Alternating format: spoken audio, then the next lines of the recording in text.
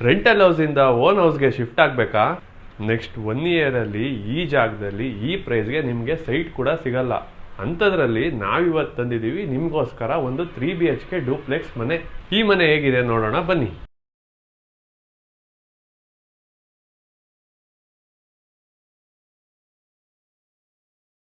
ಈ ಮನೆ ಇಲ್ವಾಲ bus ಸ್ಟ್ಯಾಂಡಿಂದ just 1 kilometre ದೂರದಲ್ಲಿ ಲೊಕೇಟ್ ಆಗಿದೆ.